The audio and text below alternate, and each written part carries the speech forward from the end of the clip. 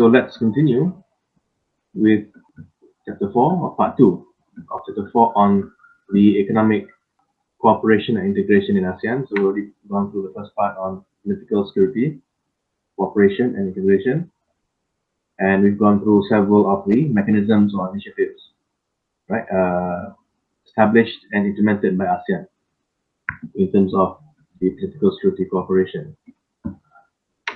So for economic cooperation and integration, again, there are a lot more mechanisms and initiatives, right? If you compare that with the political security, but again, we just look at a few of the more significant mechanisms and initiatives. So we'll start with, before we go into the first mechanism, which is the ASEAN Economic Ministers Meeting. So just to reiterate, in the objectives of ASEAN, right, which was established, the original objectives back in 1967 in the ASEAN or the Bangkok Declaration. Out of the 7, so you can see that roughly 3 objectives, okay, they cover specifically on the economic cooperation and integration, right? And you can also add that can be 4 as well if you include the other objectives that combine the economic and socio-cultural cooperation. Okay? So there are actually about 4 or 5 objectives of ASEAN that have elements of economic cooperation and integration. Okay? And as mentioned last time, chapter 3, this shows that ASEAN's focus as a regional organization is primarily on economic cooperation and integration. Okay? But this does not mean that they put the political security in the backseat. Okay? They still regard political security as something important, but it is something that can be achieved through the integration and development of the economy of ASEAN countries, as well as the socio-economic growth. Okay, so again, going back to that neo-functional concept, okay, of economic growth, ensuring the security and stability. Okay, so we'll go into the first mechanism, which is the ASEAN Economic Ministers Meeting, or AEM. Okay, so the first AEM was held in 1975, right, in Jakarta, Indonesia. So there were 2 things that were achieved in this very first meeting of ASEAN's economic ministers. So the first one was to accelerate the cooperation in supply and production in staple food. Right? So when we talk about staple food, it more or less refers to makanan buji. Makanan buji meaning the staple diet, or the what do you call that? The common dietary element of the region. Okay, so I can see, for example, in that picture, obviously for majority, if not all, ASEAN countries, our staple food will be rice. Okay, so each region, each society will have their respective staple food. Okay, but in general, for us in Southeast Asia, it's mainly rice. Right? So the idea is to accelerate the cooperation among the ASEAN countries when it comes to the production of rice, okay, among other things, among other staple food, and the supply of staple food, such as rice. Okay?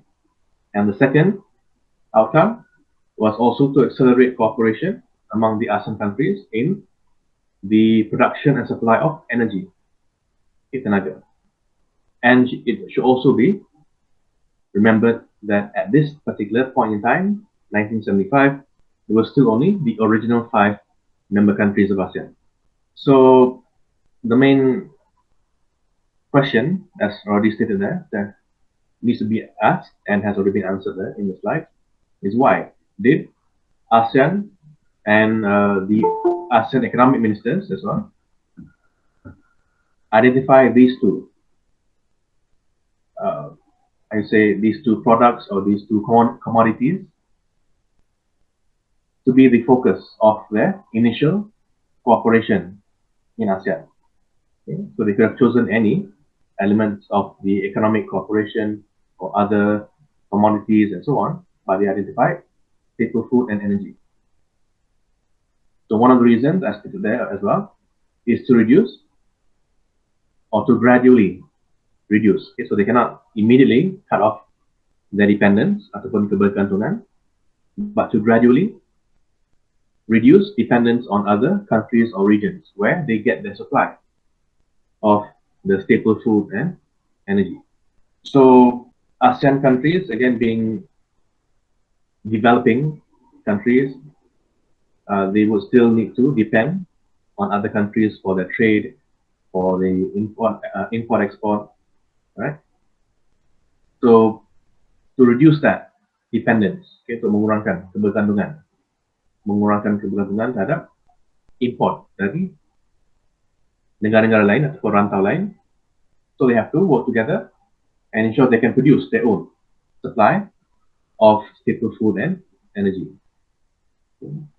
So this will obviously reduce the cost involved in importing these commodities by having the self-production.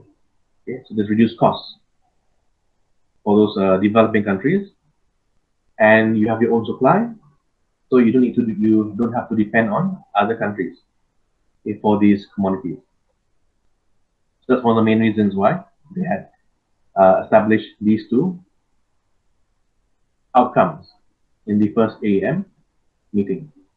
And another reason that can also be used to explain the reasons for staple food and energy being the focus of the first AEM meeting is that by cooperating to accelerate or to by cooperating to increase the production and supply of staple food and energy, it also helps with the growth and development of the ASEAN countries.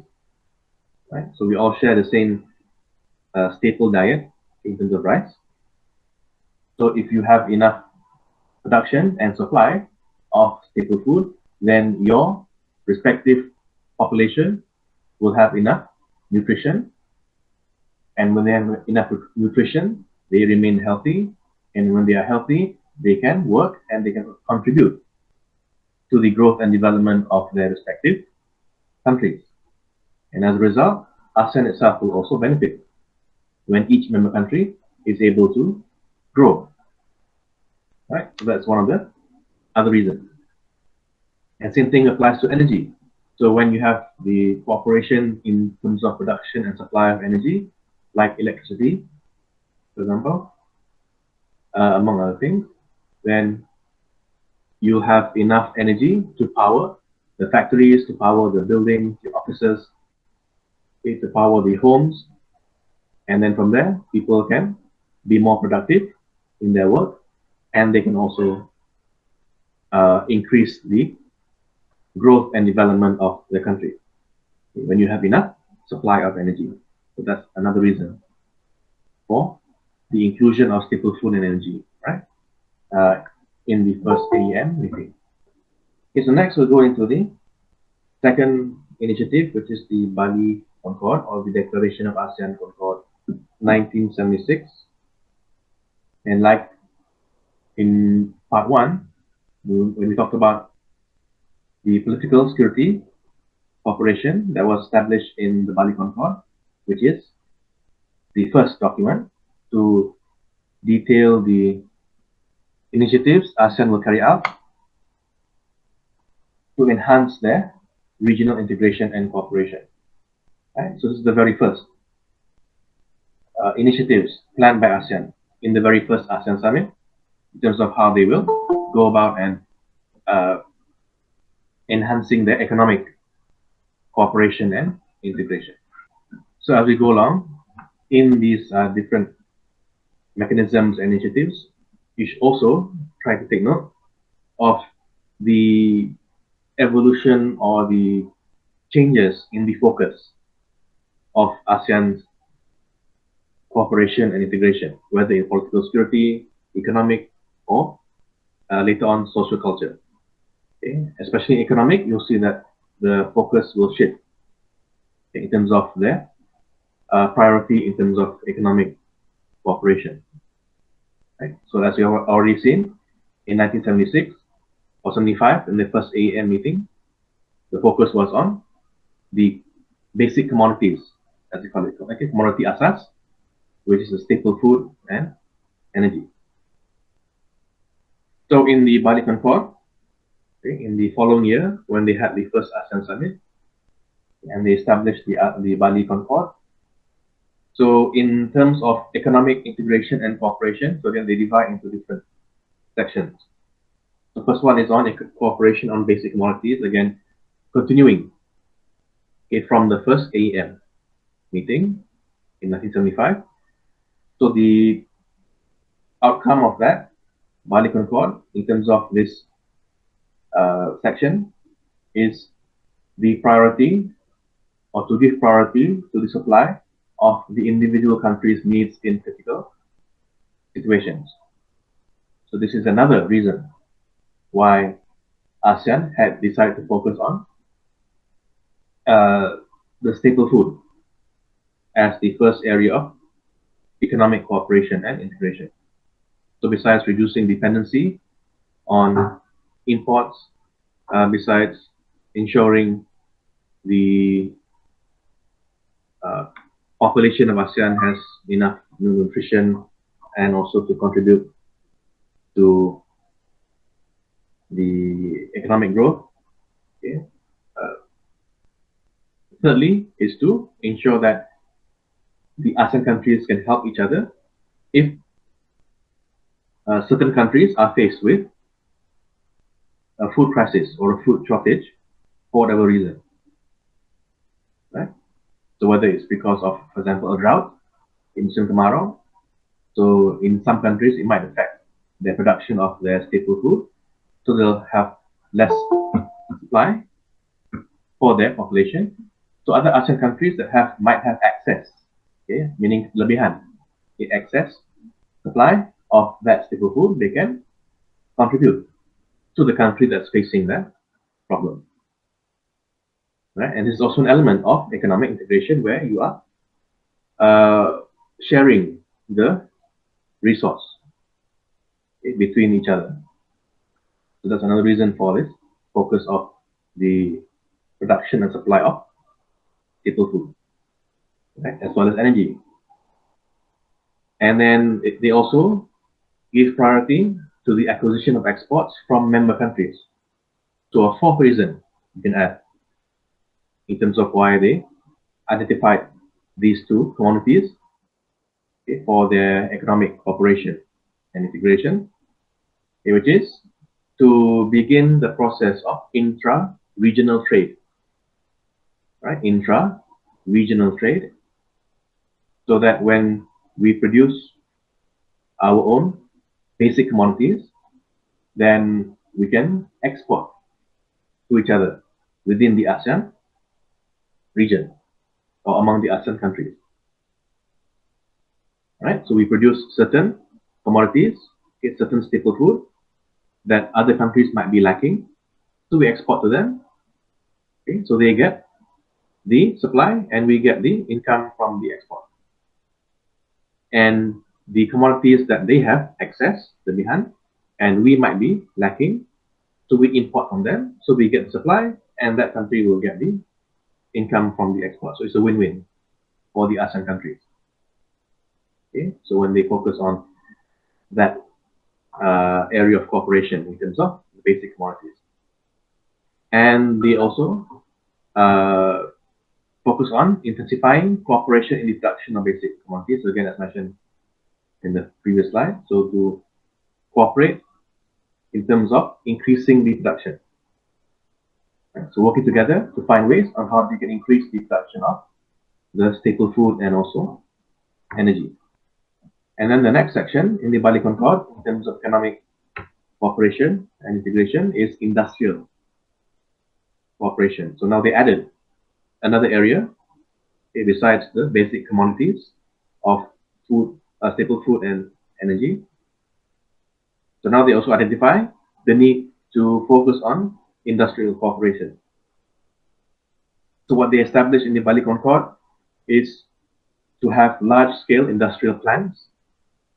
Right? So plants here meaning the factories, right? So industrial plants to meet the regional requirement of essential commodities.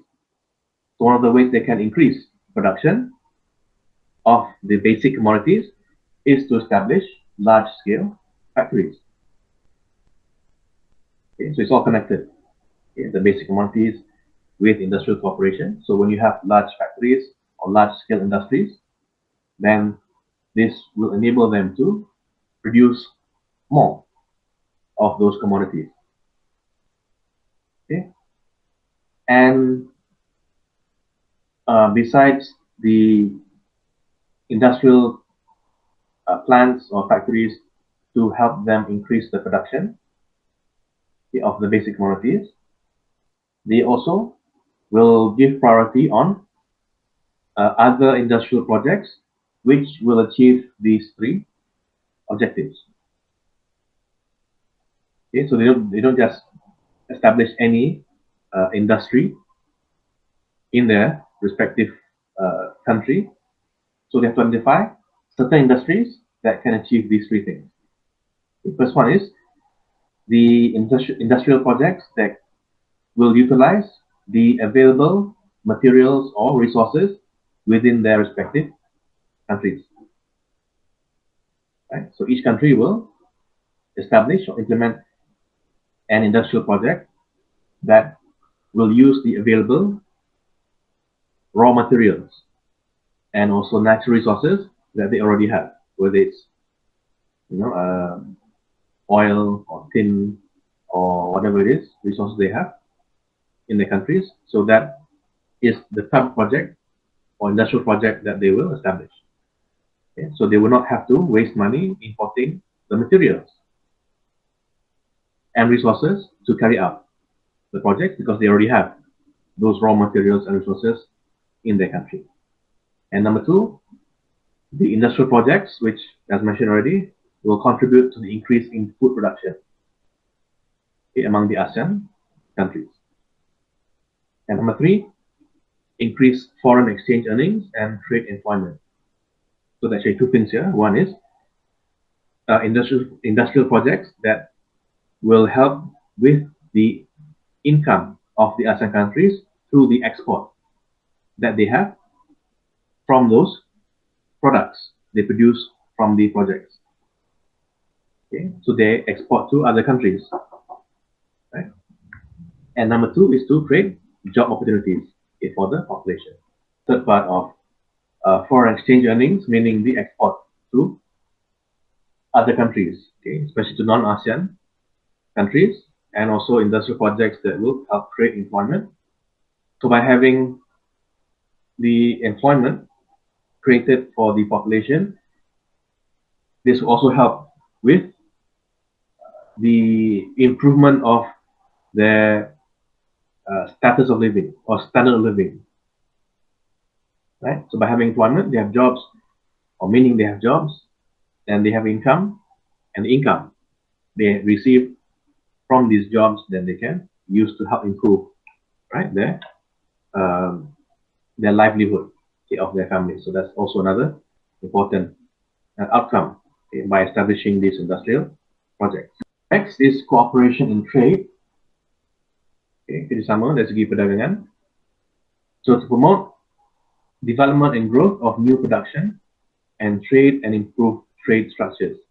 Besides establishing the industrial projects that will help mainly with the basic commodities, ASEAN at the time in the Bali Concord had identified the need to establish new productions that can be used for intra-regional trade.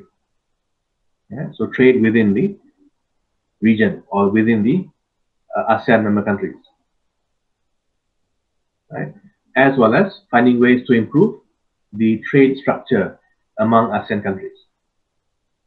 And that is when they identified the first stage of economic integration that we saw back in chapter 2, okay, which is the preferential trading arrangements, or the PTA, right?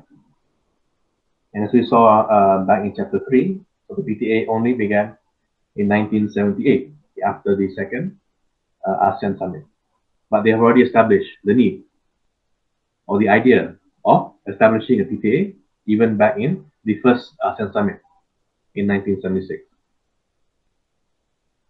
And they also identified the expansion of trade through cooperation on the basic commodities, which is of course the food, staple food and energy, and also to expand trade through the ASEAN industrial projects in the previous slide.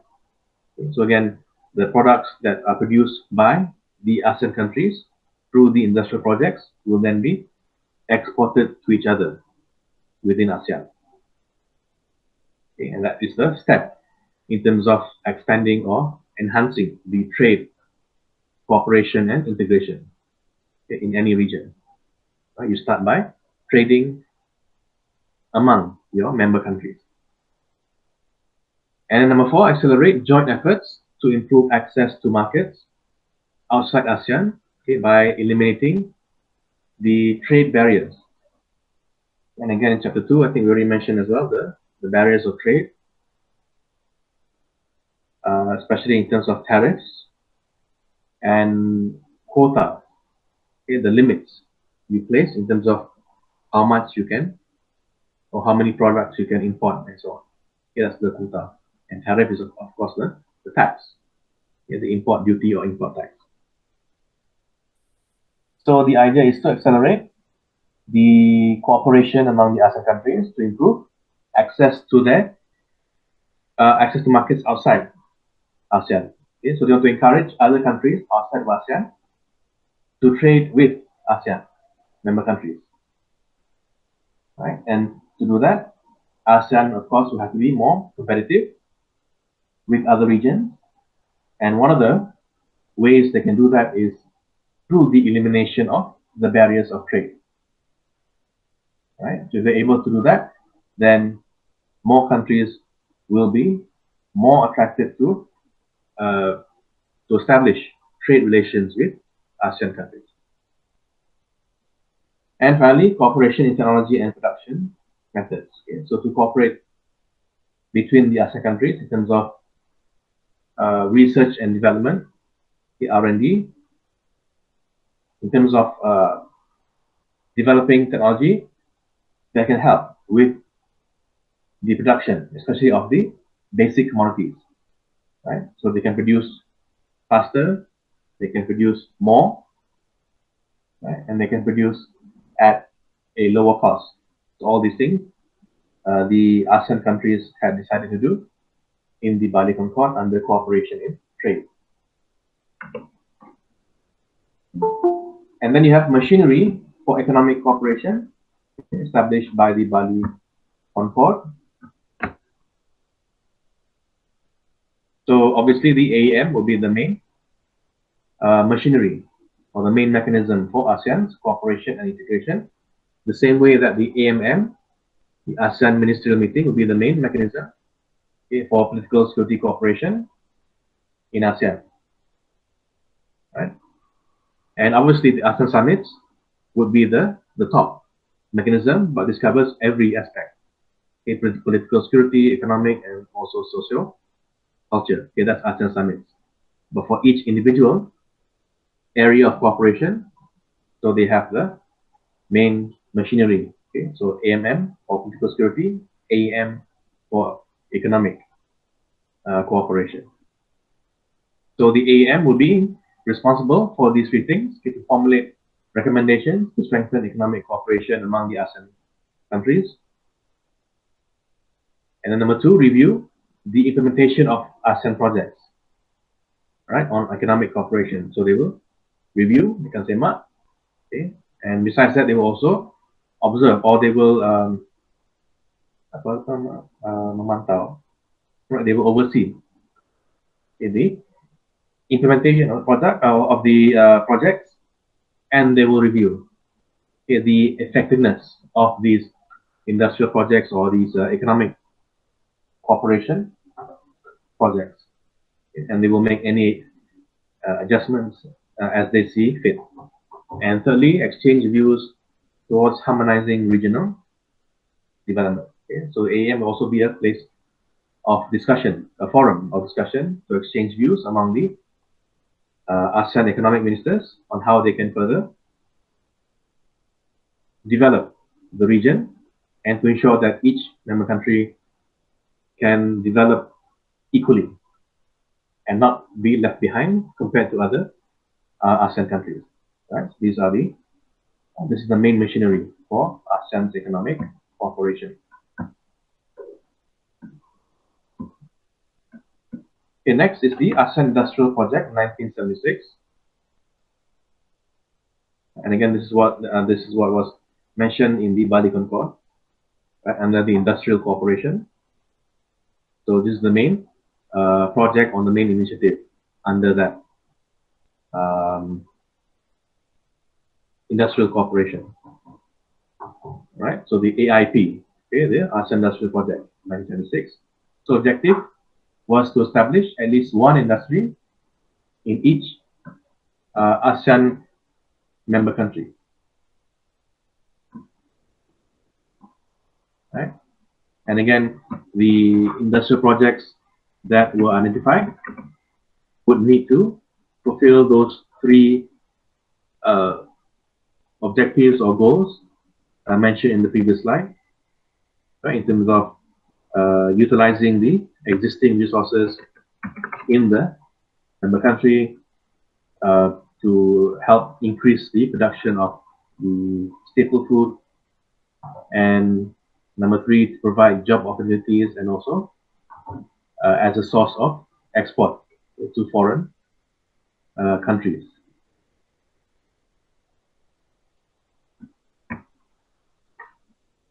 So as you can see there on the map, on the illustration, the industrial projects implemented in the 5 ASEAN countries, again, 1976, still the original 5 member countries. So you have, on the one hand, what's that? Thailand. Okay, so they have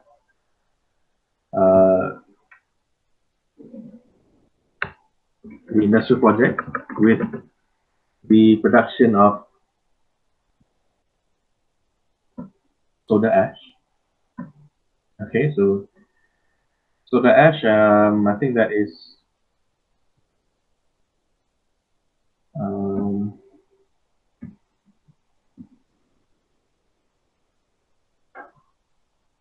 nowadays we refer to it as, I think, sodium carbonate. Any of you who are familiar with all these things probably will be familiar. So for soda ash or sodium carbonate, yeah, that is something that fulfills basically those three objectives for the industrial projects, right? So it utilizes the materials that Thailand already has, which helps them with the production of soda ash, helps with food production, right? So soda ash, and I was thinking it can be used in things like water treatment, right? And to produce things like baking soda, right? So if you're familiar with those kind of things, probably know what the function of sodium carbonate, right? And if I'm mistaken, it's also in production of the noodles, okay? The mee Maggies and mee sedaps that we eat usually, right? That is also part of the staple food, I think, for many countries as well. Noodles besides rice. That also helps with the production of that particular staple food, right? And then for sorry, Malaysia and Indonesia, okay, for some reason we have decided to have the same industrial project. So I haven't found the reason why they had the same industrial project.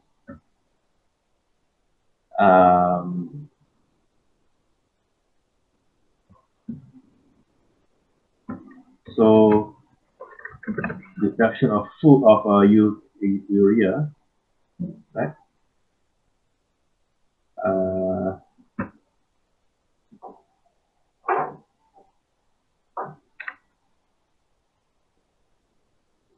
So again, you can also look up, what are the functions of urea for the, especially when it comes to food production. So probably one of the things is that it can be used to produce fertilizers, okay, which then can be used for the growth of crops, right, and other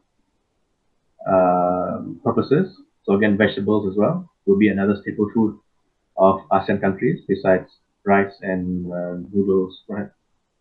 So that could be one of the main purposes of the urea. And then for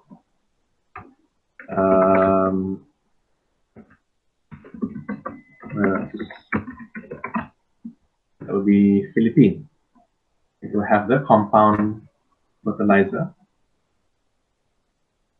Okay, and this also helps with the food production as well, in terms of like urea, okay, which helps to produce the fertilizer. So compound fertilizer will also help with the growth of plants and fruits. Okay, so this also helps with food production, as well as the other criteria of using the materials that Philippines have, okay, in Philippines, in terms of the production of compound fertilizer. And for Singapore,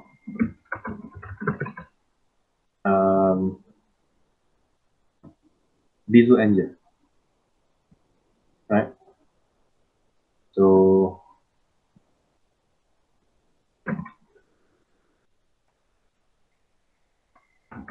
that's something that you can try and look up, how that helps in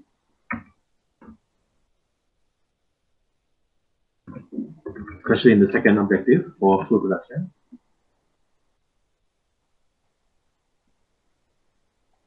So the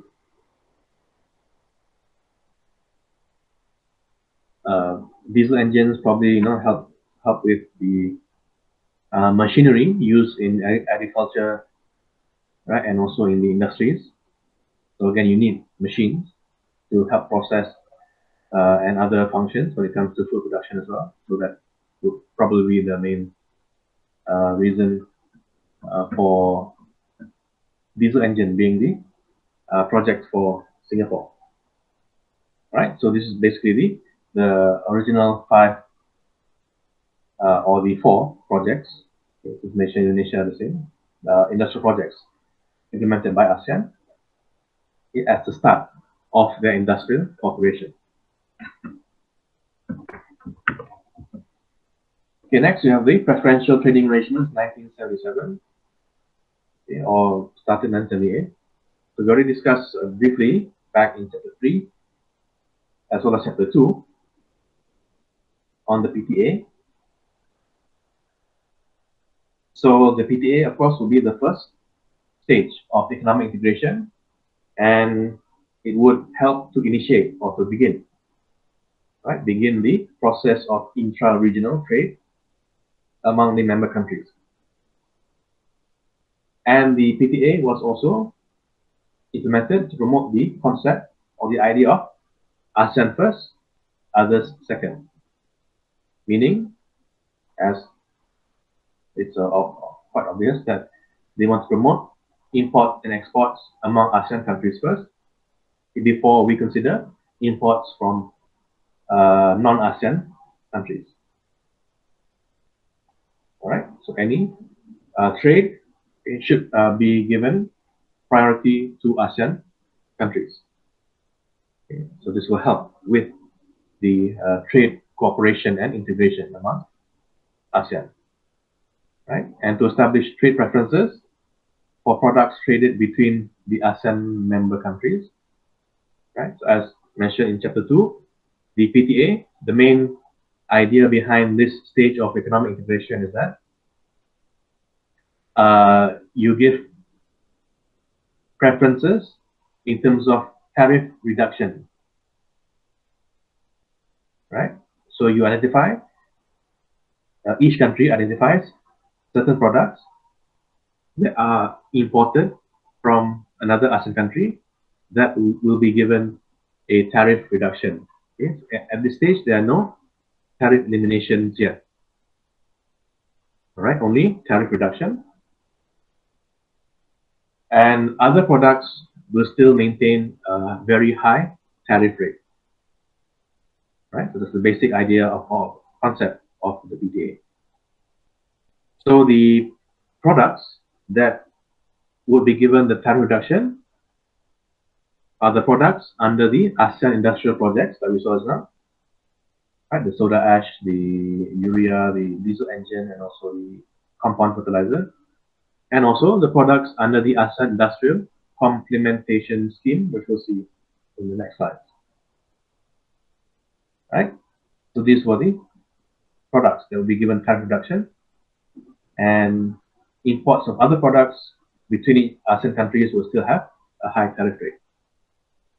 Okay, but in the case that PTA would help kickstart, as we say nowadays, would kickstart the trade cooperation and integration in ASEAN. Okay, next is the ASEAN Industrial Complementation Scheme. Okay, so again, as mentioned in the previous slide, this will be the products that will also be given the tariff reduction, right, in terms of the imports between ASEAN countries.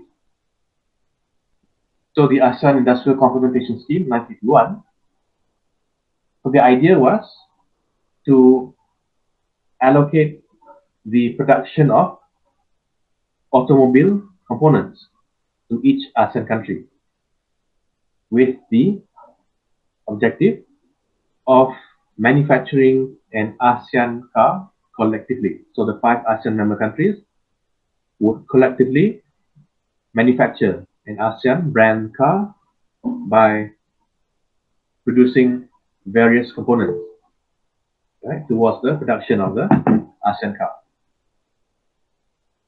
All right, so as you can see there, the 5 member countries were given the components to be produced in these projects. So Indonesia would have been responsible for the design and production of diesel engine. For us, the production of the drive and timing chain. Okay, so those of you who are interested in these kind of things you probably know what these components are and what they do.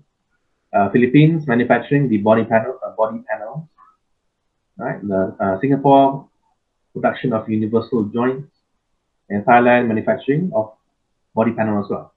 So these were the components or the parts allocated to each ASEAN country to be produced, and then they had intended, or they hope they can use these components to manufacture in ASEAN. Obviously, until now we have not seen any ASEAN car on the road because this particular scheme did not really last very long, right? For certain reasons, which you can look up. But in any case, when it was first initiated, then these components would also be given tariff reductions in terms of the imports between each other or between the ASEAN countries.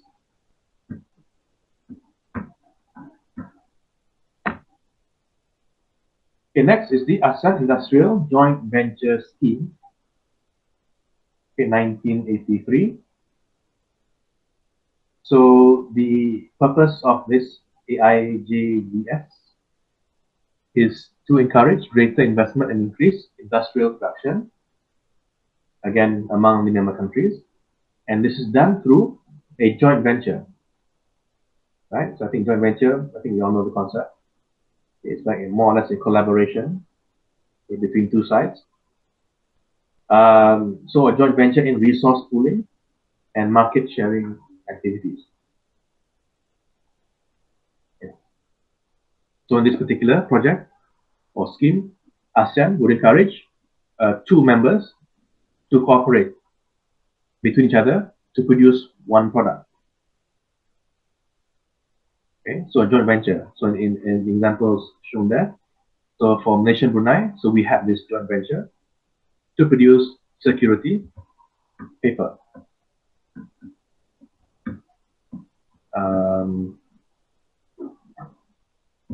So I'm not sure why it says security paper.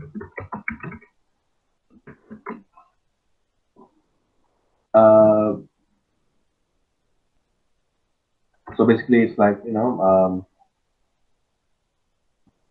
basically paper that has certain security features, you know, things like watermarks. I think you know what watermarks are. We have those you know, logos, right, or stamps on the paper, which cannot be removed, which cannot be edited, and so on. So this ensures the authenticity, ensures the security of certain documents that are using this security paper. So that's more or less what it is. So for Malaysia and Brunei, so we have established a joint venture to produce this particular product.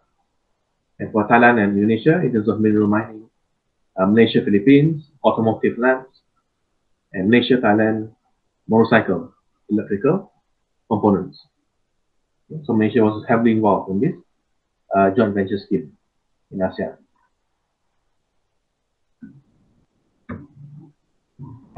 All right, so these were the initial, what they call that, the initial mechanisms or initiatives, okay, for ASEAN's economic cooperation integration. So now we go ahead several years to the ASEAN Free Trade Area, or AFTA, 1993. Right? And again, as mentioned just now, for PTA, the preferential trading arrangements, it was initiated in 1978. Okay, so roughly 15 years after that, ASEAN moved to the second stage of economic integration, the free trade area.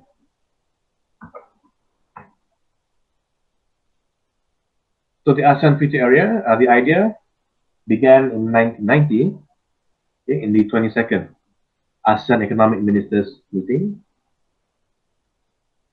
So the idea was to apply a common effective preferential tariff. Okay, we'll come to this concept later on. Okay, so they identified a common effective preferential tariff on selected industrial projects, which initially included cement, fertilizer, and pulp.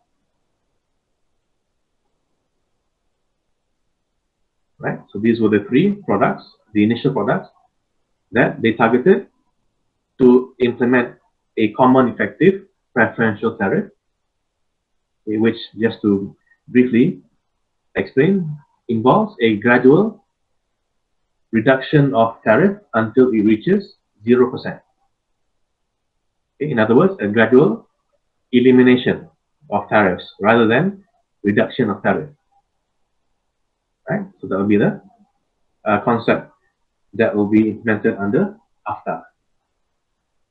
So in the following AM 1991, so the ASEAN member countries, again, at this particular time, there were now 6 members, okay, with the addition of Brunei, right, who joined in 1984. Okay, so now there were 6 ASEAN member countries. So these 6 countries agreed to form a free trade area within 15 years, okay, from 1991. So they had roughly or tentatively targeted the year 2006, okay, to fully implement and establish a free trade area. Okay, and this also shows the concept of how integration is a gradual process. as mentioned by the neo-functional theory. Okay. So they did not immediately change from a PTA to a free trade area, okay, within a short space of time. Okay. So they could not do that, okay, for certain reasons.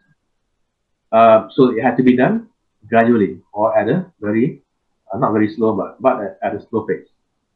Okay. So they have targeted by within 15 years, they should have fully established a free trade area in ASEAN, right? And in the following year, in the fourth ASEAN summit in Singapore, so they had signed these agreements. Okay, so this was also mentioned in chapter 3 as well, right? And they had formally started the process of the ASEAN Free Trade Area on 1st January 1993. Okay, so from 1993, ASEAN would work towards the gradual elimination of tariffs on imports from each other.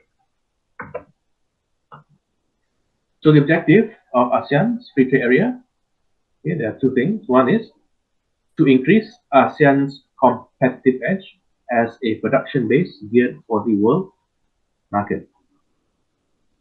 Okay, so to make the region and the countries in ASEAN more competitive. So in any region around the world, if you want to be more competitive, then you need to reduce or to eliminate those barriers of trade. Okay, this is also mentioned in the Bali Concord. Right? So the tariffs on one side and also the quota. Okay, although quotas are rarely or not often used, okay, when it comes to trade, but mainly tariffs are widely used, okay, as the import tax on sorry, the imports that we have from other countries. So when you have import tax imposed on the products, okay, which are imported from other countries, so this does not make that country quite attractive to other countries because they have to pay the import tax, and when their product enters our market, then those imported products become expensive, okay, compared to the local products. So when you have very high tariff, then other countries might not be interested in trading with you. Okay, so when you reduce or eliminate the tariffs, it means that the products that are imported from other countries, okay, they won't have that tariff implemented, okay, no import duties, and therefore the products that enter the market will be at a competitive price compared to the local products. So not too expensive anymore. And they can compete with the locally produced products. So this makes the country more competitive and more attractive to other countries to trade. Right? And that's why ASEAN felt the need to implement the free trade area, the elimination of tariffs, to make ASEAN a lot more competitive. Okay, not just for non-ASEAN countries, but also more competitive between each other. Right? And the second objective is to liberalize the trade, okay, through the elimination of the intra-regional tariffs and the elimination of non-tariff barriers, okay, like the quota and so on.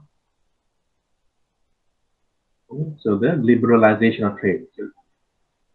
So as the name implies, the free trade area. Okay, so free trade meaning your trade is more liberalized. You are not hampered or not restricted by things like the tariff or non-tariff barriers.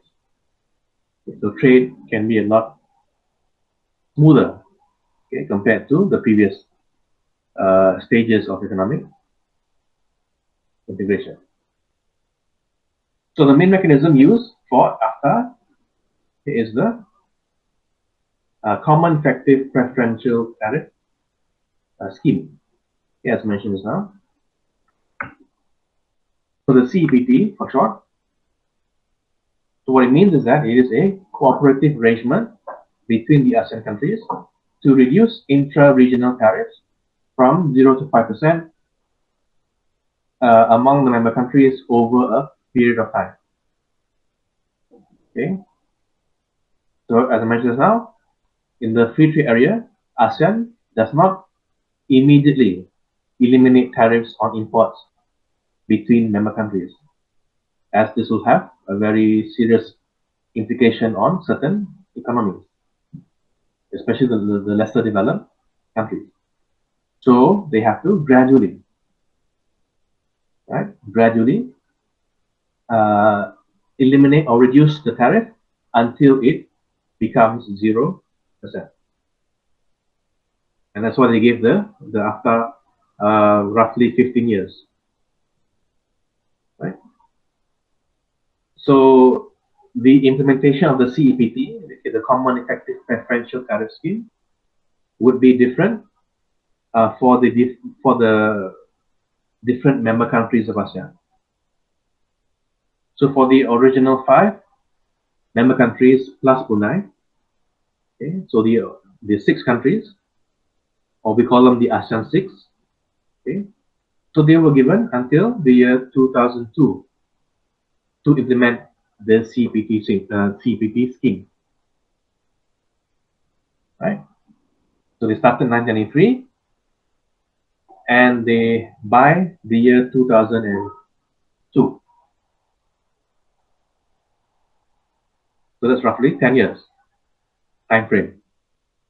Okay, a 10-year time frame for these 6 countries to gradually reduce the tariff for imports among themselves until it reaches 0, meaning they eliminate the tariffs, right? And then for Vietnam,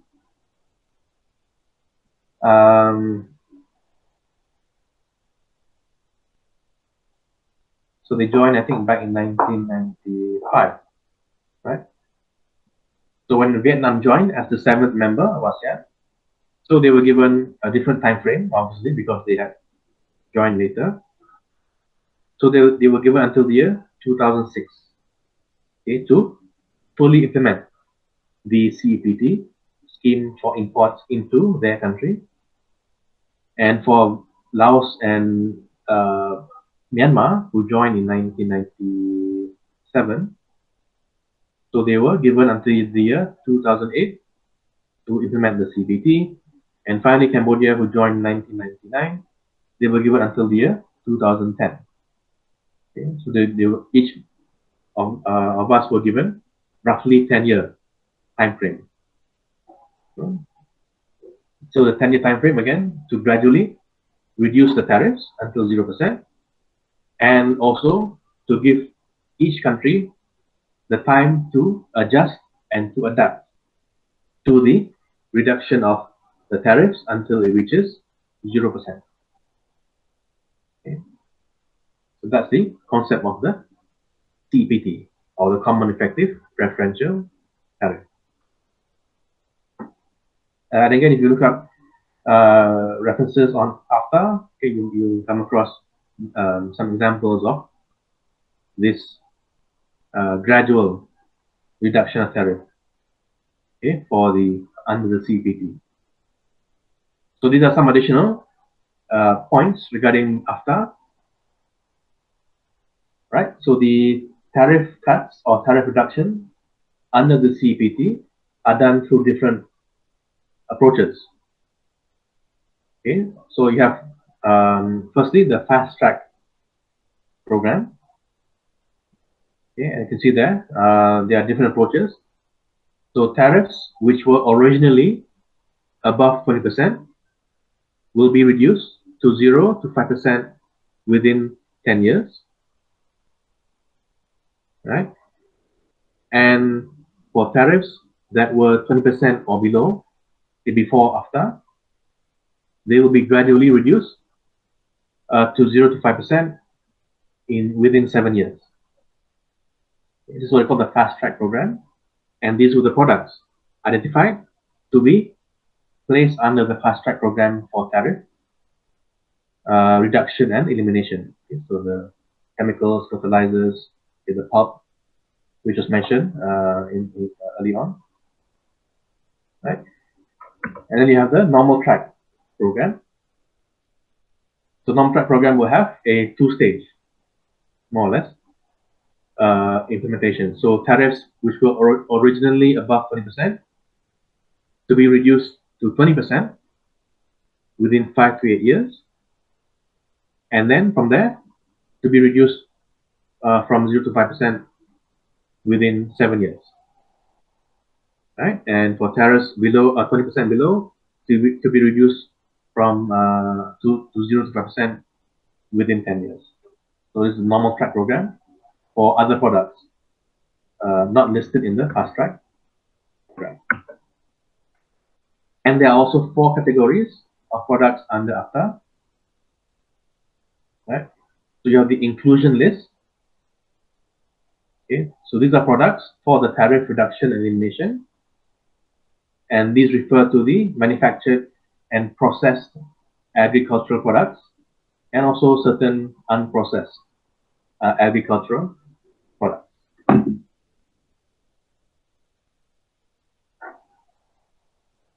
Okay, so this will go through the normal CPT, right?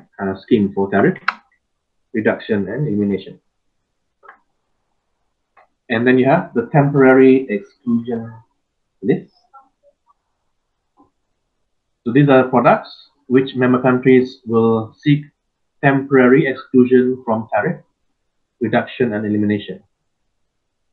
Right? So there are some products where the member countries can try to get exceptions ataupun pengecualian daripada pengurangan dan juga penghapusan tarif, tapi untuk sementara waktu saja. Right? So probably one of the examples that comes to mind is for Malaysia. So we had asked for a temporary exclusion for our automobile industry. Okay, so when AFTA was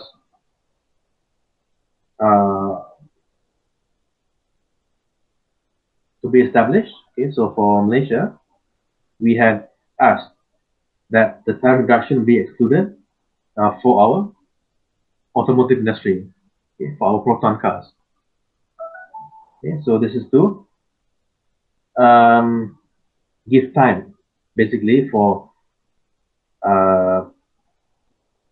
the national automotive industry to adapt, okay, to the tariff reduction, which would make imported cars from other ASEAN countries or proton cars in the market. Okay, so we had asked for that, and the automotive industry was given that temporary exclusion, okay, for the tariff reduction. And then you have the sensitive and highly sensitive list. So these are products given a longer time frame, okay, for transfer into the inclusion list for tariff reduction and elimination. Okay, so they're given a longer time frame to be given the tariff reduction, and this usually involves things like unprocessed agricultural products, right, and any other products in this list. Okay, and finally, the general exception list. These are products which are given permanent exemption, right? So they are permanently excluded from any tariff elimination or reduction under AFTA for various reasons, okay, whether for national security, human, animal, or plant life and health, artistic, historic, or archaeological values. Any products in these kind of categories are given permanent exclusion or exception from tariff reduction. All right, and this is just some I say additional or general information. Okay, so in 2003, which was 10 years after AFTA was implemented, so tariffs on 99.55% of products in the inclusion list have been reduced to between 0 to 5%. Okay, so it's quite a high rate of uh, compliance among the member countries to reduce the tariffs, right, until they eliminate altogether.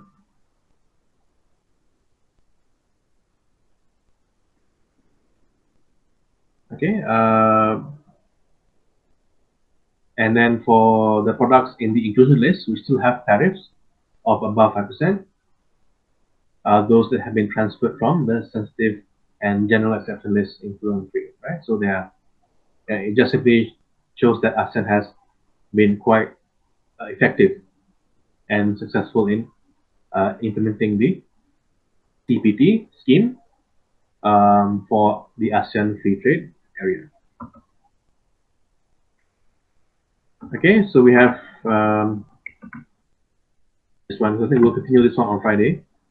So I think we'll just stop this point. So we'll continue with the ASEAN Industrial Cooperation Scheme and also the last one on the ASEAN Economic Community in the next class. Okay, so on Friday we'll finish part 2 of chapter 4 with the remaining mechanisms. So before that, again, reminders on your attendance. Make sure you set that as well. And for the midterm tests, so again, those who join in a bit late just now, again, make sure you refer to the Google Classroom for the list of topics for revision for your midterm test. And again, it'll be held this Thursday, 8 a.m. to 5 p.m. But make sure you try to take the test within a 2-hour time frame. You have 2 attempts maximum for those who need to use that attempt. Main platform, UFuture. Okay, so upload your answer booklet, which will be provided in the UFuture, and also upload a copy in Google Classroom as well as a backup. Okay, and again, we'll cover chapters 1, 2, and 3, and format 5 questions, answer any 2. All right, so with that, we'll end the class for now. So I'll see you all on Friday for the 1-hour class. All right, so make sure you do your revision as well for the midterm test. So I'll see you all then. Thank you very much. Salam alaikum. Thank you, sir. You're welcome. Thank you, sir. Welcome.